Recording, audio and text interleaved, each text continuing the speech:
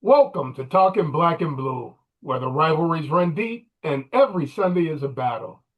I am your man, Will McCann, and along with my partner, Tellis Everett, we're a couple of fans from the heart of the Midwest, bringing you real talk and weekly breakdowns from the NFC North, the Black and Blue division.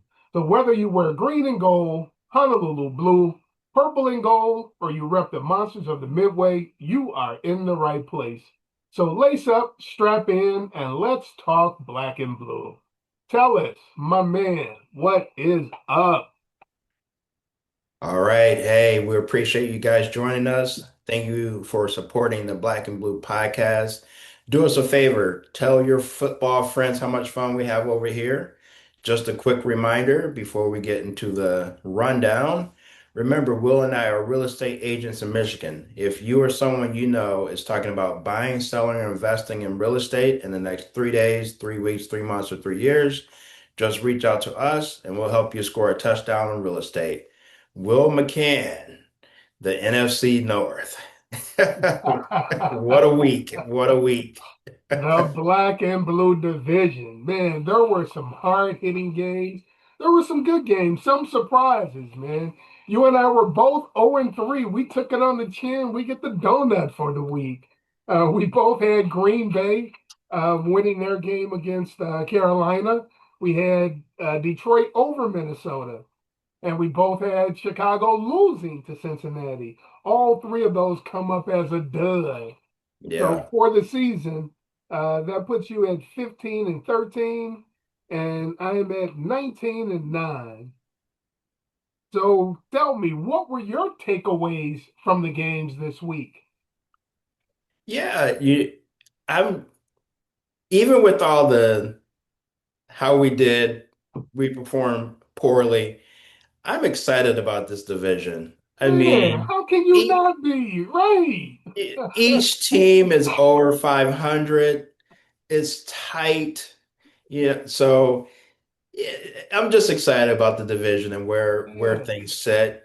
But I will say, yeah, last week I was starting to turn the page on the Packers. I was starting to, man, I'm just gonna have to be a Packers hater. I like, like You just can't get on that bandwagon. I can't get on the bat. I was starting to You were say, trying okay, to, you were trying your best to get on that bandwagon. I was trying so hard, and then they just go out here and lose to the Panthers. And we'll get into that breakdown. The Lions coming off the bye week, I was, very disappointed in the way that they looked. They looked undisciplined, and just not ready to play at all. Um, the Bears performed the way that I thought they would, with that secondary being as hurt and missing injuries and all that kind of stuff. So yeah, but yeah, I mean, and the Vikings just took care of business. So definitely excited about where this division sits right now. Tightly contested. One of the best competitions in the NFL right now is the NFC North, the Black and Blue division. Yeah, I hear you, man. And I agree with you. How can you not be excited about this division and the level of football that is played in this division? Right, Nobody in this division quits, right? right, right, Everybody right, brings it every week, and you better be ready when you play one of these teams in this division. Ask the Detroit Lions, right? When right. you come in and you're not ready to be physical playing one of these teams, you will get beat. Yes. Um, and the games, for the most part, kind of went um, the way I expected them to. They didn't end the way I expected them to, right? I expected to see a little more scoring in the Green Bay game, but I expected that to be a physical game. Carolina has been running the football real well. They Yeah. ran the crap out of the football against Green Bay. Green Bay's got some concerns about their run defense, man. And Carolina was able to exploit that. Man, there were only 7 possessions by each team in that game. The average is 11. They only Right. had that game was over so fast. But both Uh, teams were running the football a lot, right? Of course, right. uh, because Carolina was more effective, they end up running the ball more, and they got a lead on Green Bay, and they had to throw to come back and to catch up. But man, yeah, I'm with you, man. There are some really good coaches in this division too, man, Yes. who get their teams ready to play. And I was impressed with Ben Johnson's team. I was impressed with Kevin O'Connell getting his team ready and coming into Detroit and winning. That was the game of the week to me, man. That game was so physical, and Minnesota brought it, man. They came ready. Um, Not a whole lot, like Dan Campbell said, they didn't do anything the Lions weren't expecting, right? In Right. fact, Brian Flores probably blitzed a little less than he usually does, right? So it's just that when he did, they were effective. Right? Right. Right. And people ask, who do the Lions miss Ben Johnson? Uh, they don't miss Ben Johnson as much as they miss Frank Ragnow. Yes. Him as the anchor in the middle of that offensive line, they really miss him. A guy who plays at an all pro level in the middle of the defense. They went from a guy who plays at an all pro level to a guy who's a jag, right? He's just a guy. Mm-hmm. Mm-hmm. And I don't think he will be the center next year. Right? He's talking about Graham Glasgow, good solid pro, but just not getting it done, man. Right, right, right. Yeah, and to your point about Minnesota, that defensive performance was my outstanding or most impressed by, especially when they were giving up 30 points a game the previous two games, Hmm. and then they were able to come in and do what they did to Detroit. So de definitely giving Brian Flores some kudos for how he got his defensive side of the ball ready to perform, and man, they really got after it and put the stops and the brakes on the Lions running game and also caused a lot of havoc with the passing game too. Yes, So they did. yeah. Yes, they did. Yep. How about Chicago, man, with Caleb Williams driving the team down, excuse me, driving the team down the field to get them in the field goal range to kick the game winning. I take that back. No, no, no. Colton Loveland with the breakaway. They were moving into field goal range, Right, and right, Colton Loveland breaks away at about the 40-yard line. And, typical of today's players, right? Me and a buddy of mine were having a discussion once about, um, in fact, it started as a Jordan versus LeBron argument. And, part of his argument was today's athletes are bigger, stronger, faster than the okay, athletes of the previous athletes. And I agree with that 100%. They have better equipment. They train year round where guys didn't do it before, but they don't play the game better. Fundamentally running up to tackle a guy, and he tried to blow him up and hit him right, as hard as he could instead of using his arms. You do have arms, right? right, right, right. Yeah, arms help you pull people down to the ground, right? But he tried to knock the guy to the ground. He bounces off and scores, right? Yeah, yeah. But Ben getting his team on the road, going out getting a big road win at Cincinnati, I thought was impressive for the Chicago Bears, man. Most And definitely. the way they have started to run the football uh, has really been impressive. Let's start to talk about the teams and turning the page from the games from week 9, moving on to week 10. Just talk about the teams in the division and where they rank right now. Still, Green Bay Packers, even after that loss, they are still in first place in the division. How do you feel about the Packers heading into week 10?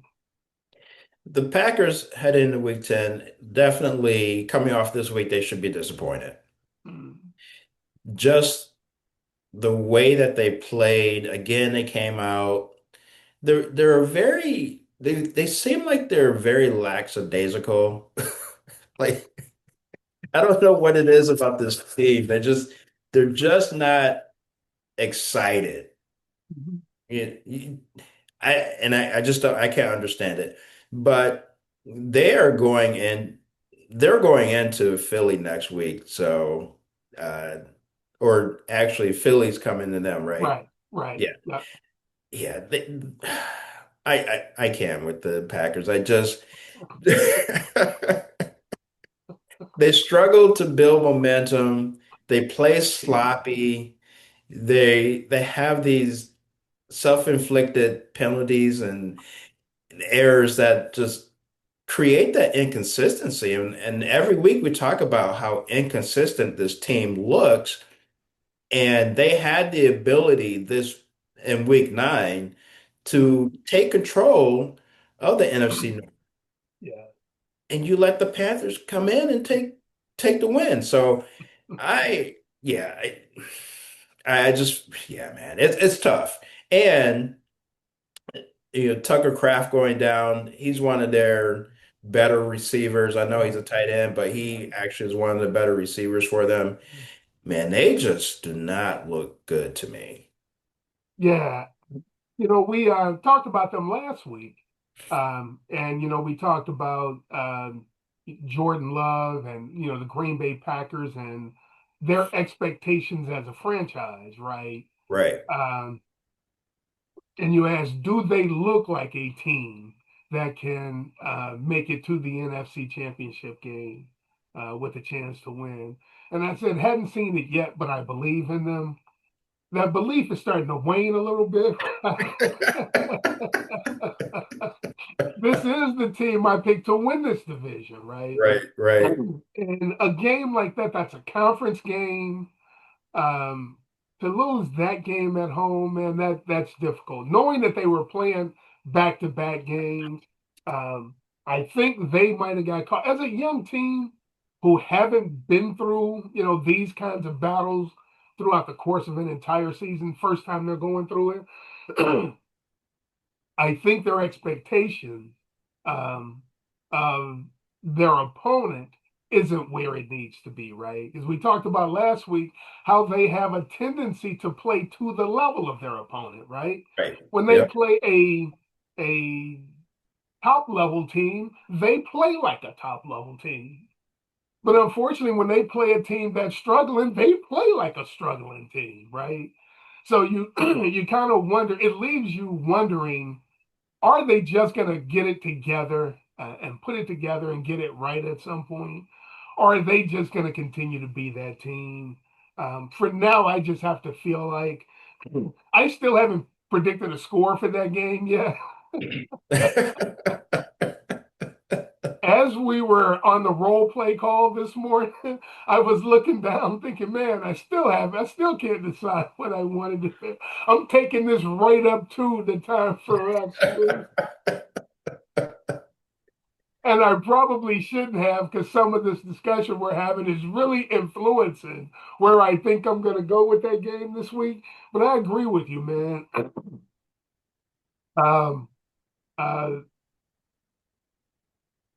who am I thinking of? Green Bay legend Sterling Sharp. Um, we have some concerns, my man. Exactly. Um, Exactly. You went into that game a 12.5 point favorite. a double-digit favorite. That I mean, the Panthers were a huge underdog and you let them come out with the win. And I just don't understand how a team could be so up and down. Mm-hmm. I just don't get it. Mm-hmm. And to your point, next week they're playing the Eagles. They're going to look like a championship team, right? If we Right, if we go right. with the up down theory Yes, yes, yes. and their ability to play up to teams, Yeah. right? It's going to be a competitive. It should be a competitive team based on a competitive game That's based on right. those things. But man, they just do not look good. And I haven't. And like I said earlier, I was starting to come around on them, Mm-hmm. but they just haven't looked like a championship team all season to Right, me, right. right? With the exception of that first game against the Uh-huh. Yeah, and their inability to control the run game defensively is really hurting. They don't get into their pass rush, right? They don't get to get into the best part of their defense, right? They don't get to um, highlight that part of their defense because they're always in short third down distances, right? Because Right, teams have right. been running the ball on them so well. So yeah, I think they've got some concerns this week with Philly coming to town. Yeah, but I agree with you though. This is the type of game where they will bring it, Right. right? Yeah, yeah. and and it leaves you wondering, man, where was that last week, right? Okay, moving on, let's talk about the second place team, the team who did not take advantage of the Packers' loss, the Detroit Lions. Let's talk about the team in Honolulu blue and silver. So the Detroit Lions to me are the smartest guy in the room, right? When Okay, they're trying to outsmart everybody versus just playing football. okay. When you look at the first set of plays that they ran, I know they scored a touchdown, Mm-hmm. but the first two plays they ran were passing plays. Mm-hmm. Out of that first set of plays that resulted in a touchdown, five of the six plays were passing plays. Mm-hmm. Me and you going into this game said they needed to rush Run the and run football. the ball and Mm-hmm. control the Mm-hmm. line of scrimmage. To me, their game plan was opposite of that. They're like, we're just gonna go out here and we're gonna throw this ball. Mm-hmm. And I think that just set them up for the wrong trajectory for this game. And when you get to it, they were undisciplined. Again, there were penalties. And I know there's some injuries on the offensive line that Mm-hmm. cause those type of things to happen. But man, the best thing you could have done as a Detroit Lions is to come out and run the ball. I didn't need to hear that you were trying to get JMO activated and interested in getting passes to him. This is what we're talking about. Mm-hmm. Like that doesn't sound like to me that doesn't sound like a championship team. It sounds like we're trying to placate to everyone, right? And make sure everybody's happy. No, let's run the ball.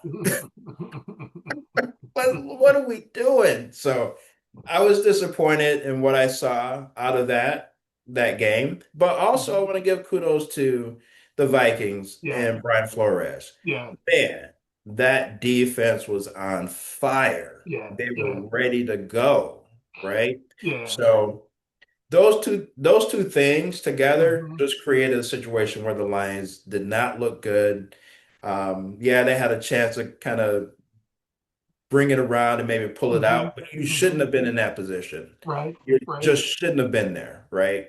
Are they still a good team? I think they're going to be a great Yeah, team. I think the thing about this division is it may only take 10 wins to get into the playoffs, yeah, right? yeah. So, and at the halfway point, with all the teams being 500 and above, Mm-hmm. everybody has a chance, and the Lions still, to me, look like one of the better teams in the division, Mm-hmm. right? So again, going into the game, I wanted to see let's control the run, let's Mm-hmm. control the line of scrimmage by running the ball, time possession, those type of things, and I didn't see that. Yeah, you didn't see it because the Minnesota Vikings were whooping their ass, is really Yeah, what was happening. The defensive line of the Vikings was whooping the ass of the Lions' offensive line. That's why you couldn't run the ball. It wasn't that they weren't calling running plays. When it's 2nd and 9, you're probably not going to run the ball, right? They were getting stuffed a lot. And then they did a great job of turning Jameer Gibbs into a blocker and running him over, right? right, right, we we're gonna bring seven. You've only got six guys to block. Somebody's gonna be free, and we're gonna have a guy just run Gibbs over. And I thought they did a good job there. yeah, Um, like you said, they um, are just a talented enough team where they battled through it, got themselves in a position to win at the end, and just couldn't get it done. Right, right, right, JJ with the big throw at the end. Right. yes, To Naylor of all people. because they Exactly. had Addison covered, they had Jefferson covered, they had Hawkinson covered, and the truth is Naylor was covered, right? Yeah. It took a great throw and a great catch. My son and I always have the debate over whether it's the throw of the quarterback or the catch of the receiver. And once the ball goes in the air, I always say the receiver still has to catch the ball. I Right. don't care where he threw it. The receiver's got to come down with the football. And I thought Naylor Exactly. made a great play to help them there. But the because of some of the injuries for the Lions, some of their special teams players are now playing snaps on defense. And they've had to call up practice squad guys to play special teams. And you see the effect, right? They just Right. were not good on special teams at all Yep. in that Yep. game. And I thought that cost them a game. So I think they've got some concerns with the injuries in the secondary and just overall on the effects of the effects to the team. And offensive line wise, I think they're going to have to start to run on the edges more because I don't think they can hold up on the interior to get a lot of those interior runs that they're used to having. Because I Yeah. just don't think they can hold up. I think next year you're going to see Tate Ratledge play center, and I think they'll probably bring in another young guy to play right guard next year. Hmm. And they'll probably either move on from Glasgow or he'll become a rotational player in his press conference, Campbell said something interesting to me when they talked about who's going to replace Mahogany at left guard, and he mentioned everybody, all the backups and all the practice squad guys, and some of those guys were the backup centers he was mentioning, right? And Okay. I'm like, I think he just served notice to some guys. Hey, you either need to step it up, or we're going to some of these practice squad guys and we're putting them in. Yeah. They can't do any worse than you. Right. Right. And also at the end of the trade deadline, they didn't make any moves. That's telling you that they believe in the guys that are there. And if you're a starter, backup, practice squad, you're all going to get a chance because we believe in what we have here in house, right? And Yeah, maybe they just didn't get a deal that looked good to them, that type of thing. They didn't, but at the end of the day, you didn't make any moves, right. right? So, yeah, but they have the opportunity to kind of control the NFC North with the next four games coming up. Where I look at it, they best case scenario they could be 3-1 over the next four games, and then Green Bay is probably like a 2-2, and so they can grab hold of the division over the next 4 weeks. Yeah, yeah. They can, and it all comes down to win the next game, right? Go one and Right. zero, go one Yeah, and yeah. zero every week. Yep. Yep. And Yeah. everybody has to keep that mentality, and I think most teams do. Yeah. All right, let's turn the page and talk about the Chicago Bears, the monsters of the Midway. How do you think they ought to feel heading into Week 10? They're feeling great. I mean, they're 5-3. They're right here in the mix. You they have a they discovered a gem in the rookie running back, just able to produce for them, and then Caleb showing the ability to, you know, take over the game toward the end of the game and get them in a position to win the game. That defense, however, we've talked about it before. Joe Flacco at 95 years old had his had his most productive game in his career against your defense. So they have some issues. They have some issues, and I don't know what they're going to be able to do about it. But they should be excited where they're at. Definitely. Yeah, the young guy, Manangai, I think is how you say his Hmm. name. Uh, Calvin guy. I thought they'd have some concerns with DeAndre Swift going out, as well as Swift had been playing. But their three guys in the middle of their offensive line have gotten it together. Dolman, Tooney, and Jackson are veteran linemen in this league who have careers where they have played well, right? There have been some cohesion issues, I think, with them coming together for the first time because they hadn't been playing very well early in the season. But as they've gotten it together and they've been able to run the football, it has really started to pay dividends for their offense. Right. Actually, they vaulted uh, based on having 283 yards in one game. They were 10th in rushing offense at the start of the game. At the end of the week, they're second. Wow. So if Wow. you're running the football as well as they've been running the football, it takes pressure off your young quarterback. They are 25th in passing. Um, they are their point differential is a minus 12. So even though they have a winning record, they have given up more points than they've scored, right?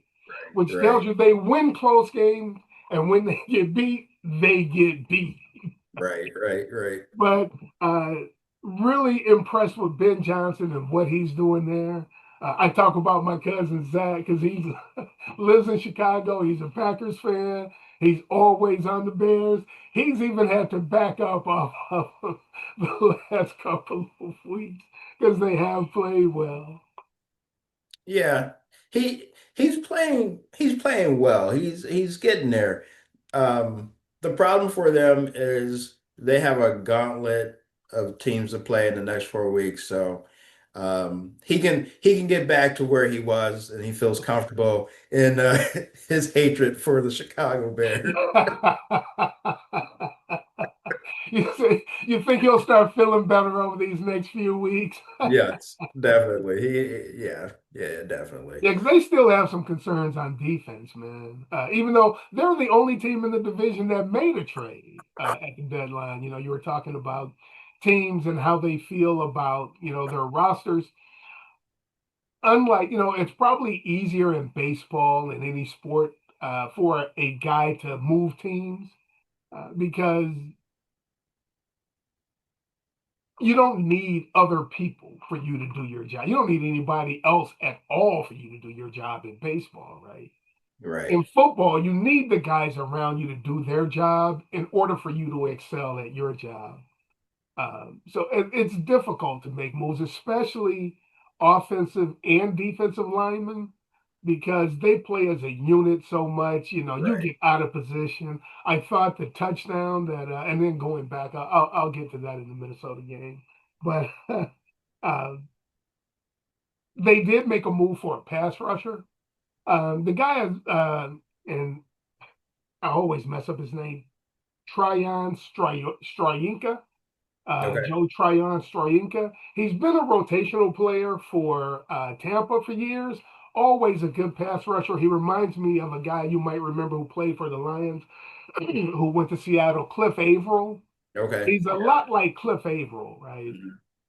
Mhm. As long as you keep his snaps limited, he will be an effective pass rusher. So I think he'll help the Bears, but he's a pass rusher. He ain't a run stopper. Right, right, right. And that's where they've got issues. Yeah. It's an interesting approach to taking on your defense is let's get a pass rusher versus finding somebody that can help you out in the secondary. Um, but hey, I'm just a fan here in the Midwest. Yeah.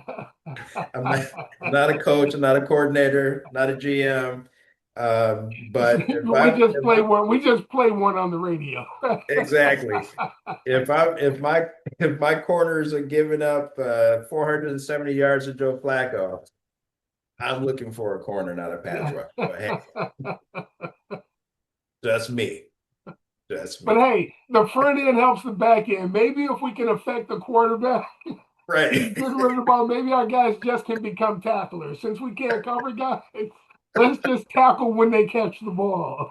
Yeah, I mean he's got to get there within 2 seconds He got because to get there quick, right? he's got to get there quick. 'Cause my my coverage is only good for 1 second. Yeah. But I think them running the ball has taken some pressure off of Caleb. they can start to play defense, I think it'll take even more pressure off of them. Like you said, though, they've got the Giants at home this week.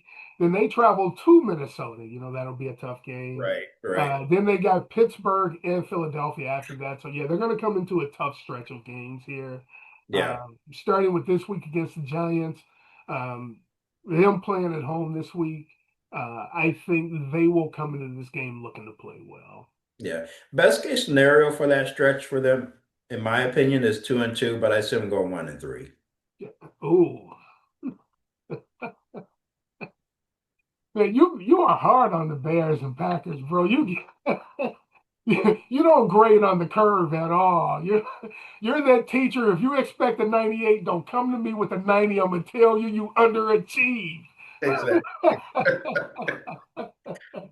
But no, I mean, honestly, look at the stretch of games they have. You just rattled them off. Yeah, I hear you. You just And they rattled got them to off, go right? to Minnesota. They got to go to Philly.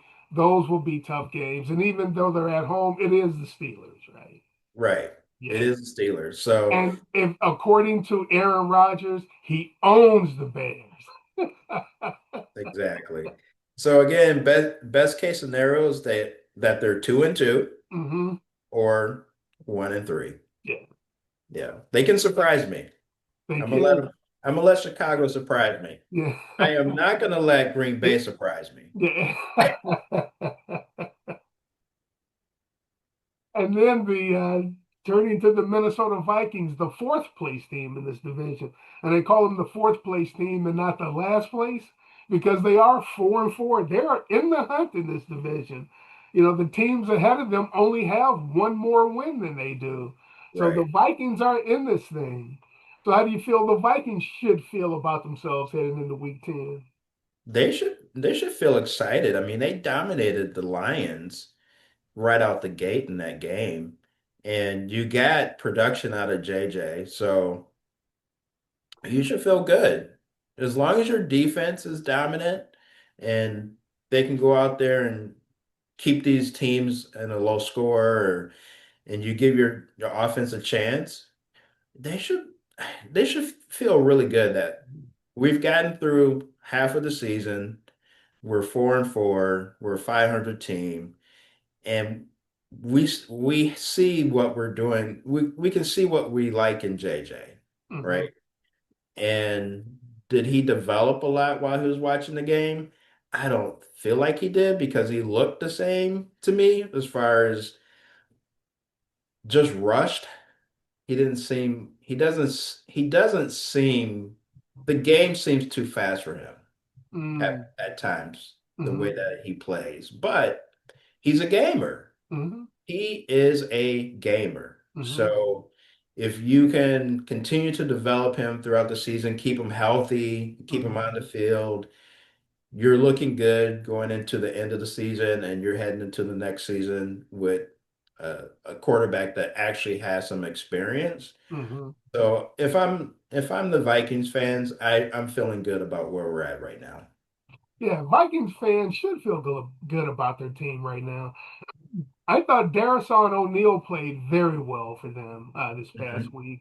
I think they're getting healthy. I think they're rounding into the O line they thought they would have. Their center, his name eludes me right now, but I thought he played well in the game. Them and their ability to run the football against the Lions, I thought was very impressive. Because they hadn't really been running the ball all year. They're 23rd rushing the football, but their offensive line was able to practice over that mini bye because they had played the previous Thursday night game. Right. So they had a little chance to rest and to practice. And they came into the game looking very well. I agree with you. I think that bodes well for them the rest of the season. Their backup running back, after Aaron Jones went out, he came in and played well for them. So if Jones is not healthy, I expect them to continue to be able to run the ball. Mason, that's who it was. Um, so I think they'll be well there. Defensively, I don't think they've played their best defense yet. They're ranked 14th overall. They still are in the top half. I think they can still be a little bit better. Van Ginkel was back. I thought Van Ginkel would make a difference for them on defense. It allowed Dallas Turner to move into more of a rotational role. Their inside linebackers played well against Detroit. Um, I think that looked more like the Minnesota Vikings team I thought we'd see. Uh, JJ played well in the game. I thought went out and managed the game. I thought O'Connell did a great job of uh, getting him through the game. Uh, the moments are not too big for JJ. Yeah. I think he's got a little bit of that early Baker Mayfield rah rah cheerleader stuff in him Okay. that I Okay. think has to get matured out of him, right? I Yeah. think he's got to cut down on some of that. He has to learn that the way Baker did. Um, you ain't got to be cheering all these grown men on all the time, right? Yeah. Yeah. They don't want to hear that all the time. Yeah. But I think if he just like you said calms down a little bit, I'd like to see O'Connell maybe have a running play a little earlier in the game, a quarterback run a little earlier in the game, and let him get smacked in the mouth and just kind of calm him down a little bit. I Yeah. think that would help him. I know Brett Favre used to always say he didn't feel like he was in the game until somebody hit him. Sure. So Sure. I know can't think of the coach's name. Used to always like to call a lot of pass plays early, hoping that somebody would get in and knock him around a little bit and get him to calm down and get him into the game. And I think JJ has to get there also. Yeah. Yeah. And that coaching staff, the Vikings coaching staff, did a great job. And they actually took the game plan that I thought the Lions were going to have Hmm. and used it. They Hmm. rushed the ball. They can control the line of scrimmage on both sides of the ball. And when they needed to, JJ was able to continue to move the ball down the field. Hmm. And and with their defense just shut down uh, Detroit's running game. So Hmm. again, I feel like the Lions came into the game trying to be the smartest person in the room, whereas the Vikings were like, let's go play this game. We got Yeah. this is like this is a football game. Let's go out here and just play, right? Yeah. We're gonna run this ball, we're gonna shut them down. Yeah, We're I gonna agree with play. you. And I don't think it was as much a strategy thing and the Lions outthinking themselves. I just think the Vikings came in and decided when you heard Kevin O'Connell's comments, I listened to the coach's comments before the games, right? All he talked about was Detroit always thinks they're the most physical team when they get off the bus. We're going to come in and be the more physical team. He wasn't talking strategy. He's talking, we got to go hit these guys in the mouth because if we don't, they're going to hit us in the mouth. So That's what I'm we got talking to about. be the team to go out and hit them in the mouth first. And I thought that was what made the difference in that game. And I Yeah. think they played with the intensity that the Lions didn't. And I thought that was impressive for them, man. I thought they just brought it and was ready. It was that, I always talk about that professional pride. Yep. If I don't bring it, this guy's going to knock me on my ass. And I'm not getting knocked on my ass, right? Right, Is right, kind of right. what that was. Yeah. And I think we'll see more of that from them the rest of the season. And I say all of that, and I think you're going to laugh at my prediction this week. Well, we Because I talked do like Kevin O'Connell and I do like the Minnesota Vikings. well, we talked about Chicago having a tough next four games. The Vikings have a tough road on those next four games as well. So Yeah, again, yeah, yeah, yeah. it's very similar results I'm predicting for those four games. And they've got a back-to-back go to. They got two home games, but those two home games is Baltimore and a division game against Chicago. Then they have to go to Green Bay for a division game, back-to-back division games. And oh, by the way, after that they get to go to Seattle. So yeah, you're right. Yeah, They've got a tough stretch of games coming up, starting with this week against Baltimore. right, right. All right, so turning the page to the games this week. Let's take a look at the games for week 10, starting with the Chicago Bears at the New York Giants. What do you think about that game? All right, Chicago's favored by 3.5. The over-under is 47.5. I have the score Giants 20, Bears 16. Okay. So yeah, that the Bears defense really concerns me, and I just feel like um, it's gonna catch up with them. Yeah, Is where yeah, I'm at. yeah. I hear you. I hear you, and I agree with you. I think they're gonna have a tough time um, on defense. The Giants defensively, they've actually got a pretty good pass rush, right? So they can be tough defensively. I don't know that they haven't quit on their coach, though, quite frankly. I'm not sure as a team they believe in the coach. Hmm. I've got some concerns there.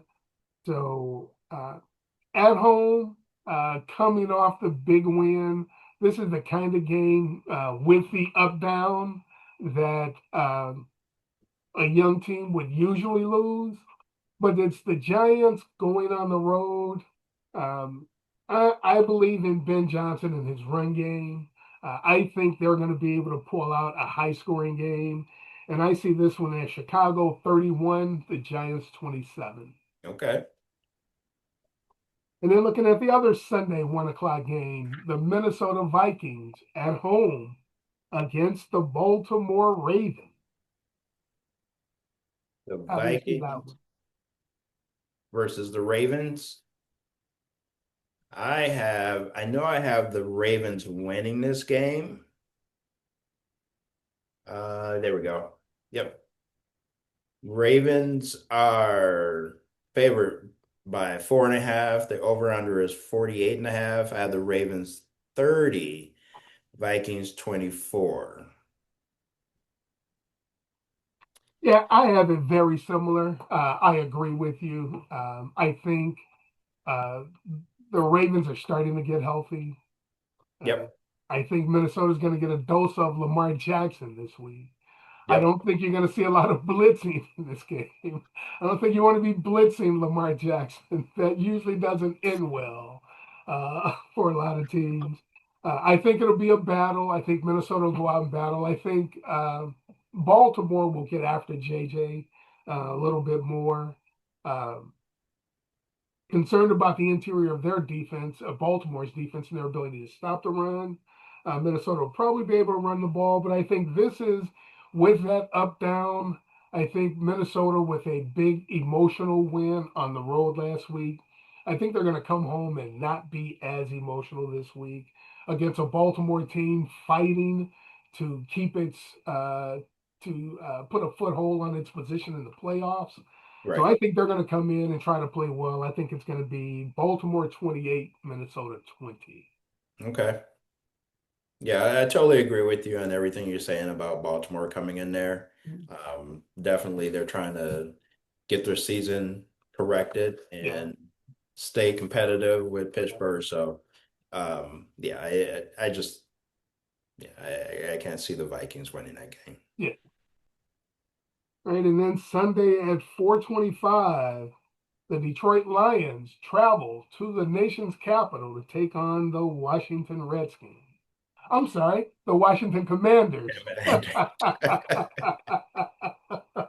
Too many years I've watched that other Right. movie, right? So Detroit is favored by 8.5. Over under is 48.5. I have it Detroit 31, Commander 17. Yeah, the injuries for the Commanders are very concerning. So I just feel as Detroit didn't play up to their level last week, they're gonna bring it this week and they'll look like Detroit that we're used to. That's why I'm going with 31 as the points. So they should be ready to rock and roll. Dan Campbell doesn't lose 2 games in a row. Right. Yeah, I kind of see I see it the same way. I agree with you.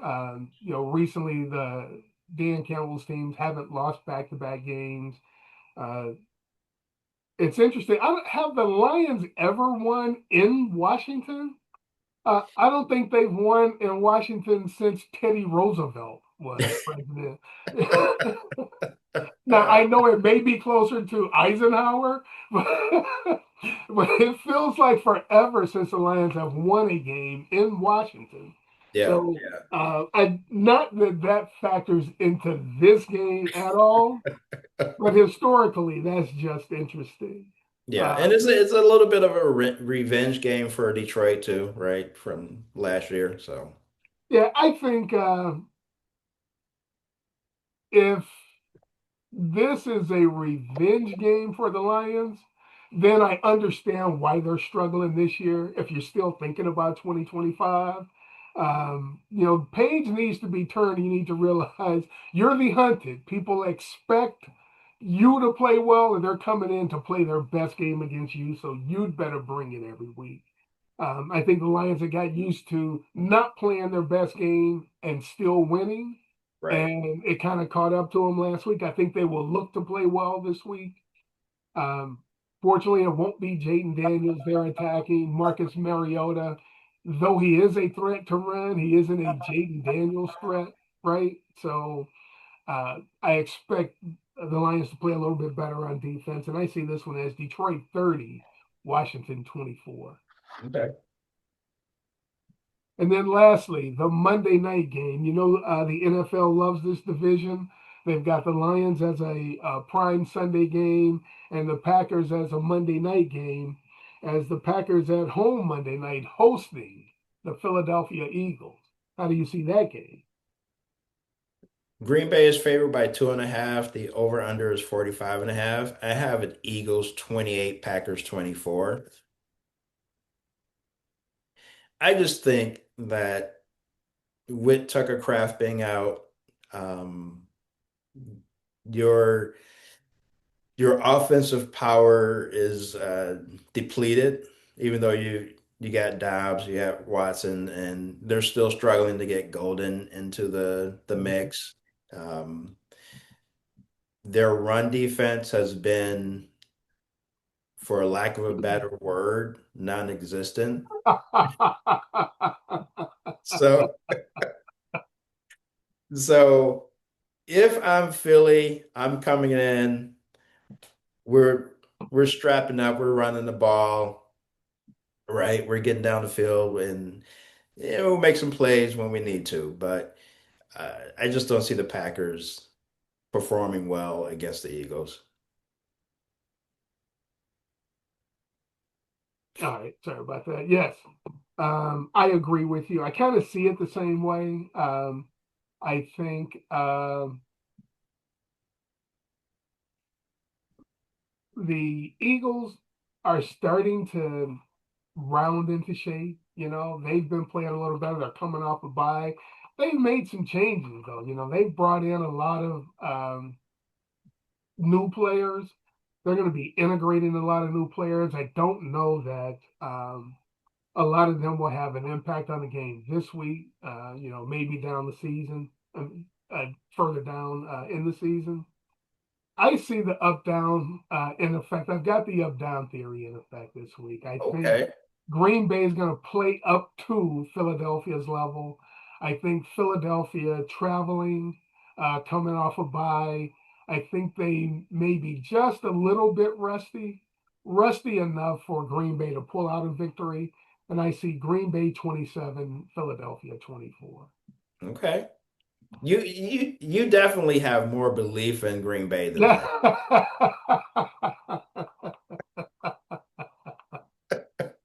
The whole rest of the season is, for me, Green Bay, you gotta show me.